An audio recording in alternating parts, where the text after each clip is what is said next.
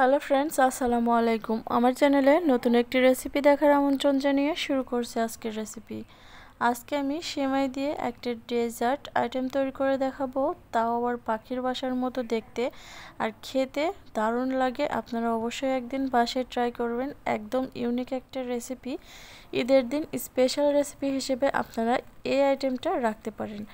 বাচ্চা থেকে বড় দেখে সবাই খুব খুশি হয়ে যাবে। দেখতে যেমন সুন্দর, মাশাআল্লাহ খেতেও দারুণ। আশা করছি আপনাদের এই রেসিপিটা দেখে খুব ভালো লাগবে। তো চলুন কথা না বাড়িয়ে মূল রেসিপিতে চলে যাচ্ছি। এই রেসিপিটা তৈরি করার জন্য আমাদের লাগবে লম্বা সেমাই। আপনারা চাইলে লাচ্ছা সেমাইটাও নিয়ে নিতে পারেন, তবে লম্বা সেমাই হলে খুব বেশি ভালো হয়।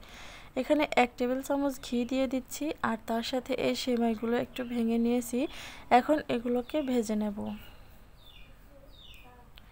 2 থেকে 3 মিনিটের জন্য নেড়েচেড়ে এটাকে মিডিয়াম হিটে রেখে ভেজে নিতে হবে।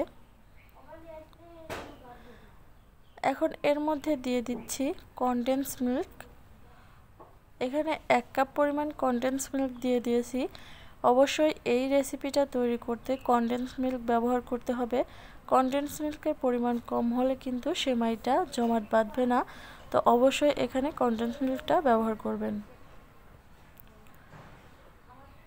কনডেন্স মিল্কটা দিয়ে নেড়ে চেড়ে একটু মিশিয়ে নিচ্ছি।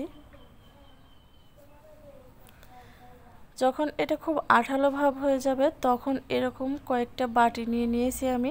আপনারা চাইলে যে কোনো বাটিতেই সেট করতে পারবেন, এরকম ছোট ছোট। আবার চাইলে এভাবে চায়ের কাপেও সেট করে নিতে পারবেন।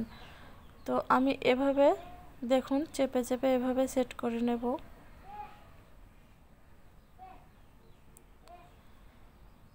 একশো গ্রাম সেমাইয়ের জন্য আমি 1 কাপ পরিমাণ কনডেন্স মিল্ক ব্যবহার করেছি। আপনারা আপনাদের পরিমাণ বুঝে তারপর এগুলো ব্যবহার করবেন। তো এগুলো এরকম করে রেখে ঠান্ডা হওয়া পর্যন্ত রেখে দিতে হবে। ঠান্ডা হয়ে গেলে এটা সেট হয়ে যাবে। ততক্ষণ আমরা পরের প্রসেসে চলে যাচ্ছি। এখানে নিয়ে নিয়েছি ফুল ক্রিম। এখানে 1 কাপ দুধের সাথে 1 চা চামচ কর্নফ্লাওয়ার মিশিয়ে এটাকে জাল করে নিতে হবে। তবে কর্নফ্লাওয়ারটা মেশাতে হবে আর নাড়তে হবে যাতে করে জমাট বেঁধে না যায়। এভাবে জ্বালাতে জ্বালাতে একটা সময় ঘন হয়ে আসবে। 5 থেকে 6 মিনিট এটাকে জ্বালিয়ে নিয়েছি। তার মধ্যে দিয়ে দিচ্ছি 1 কাপ নারকেল কোড়া, দিয়ে দিচ্ছি স্বাদ অনুযায়ী চিনি,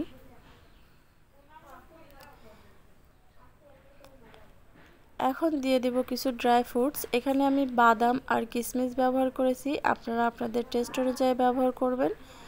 এখন নেড়ে চেড়ে এটাকে ঘন করে নিতে হবে।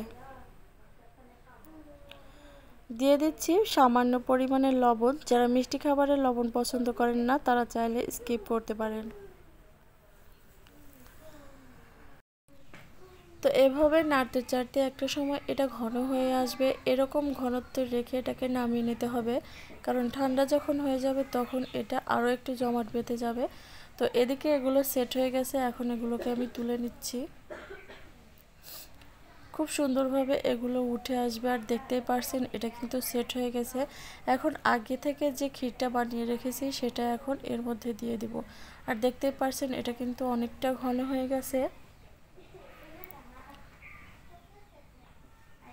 তো এভাবে দিয়ে দিয়ে উপর থেকে কিছু চেরি ফল দিয়ে আমি এটাকে সার্ভ করে দিচ্ছি। চেরি ফল দিলে দেখতে খুব সুন্দর লাগে। তো এভাবে আমি সার্ভ করে দিয়েছি। আমার আজকের এই রেসিপিটা আপনাদের কাছে কেমন লেগেছে অবশ্যই কমেন্ট করে জানাবেন। ভালো লাগলে লাইক এবং বেশি বেশি করে শেয়ার করে দেবেন। আর আমার চ্যানেলটা সাবস্ক্রাইব করে পাশে থাকা বেল বাটনটা অন করে দেবেন। তো সবাই ভালো থাকবেন। আল্লাহ হাফেজ।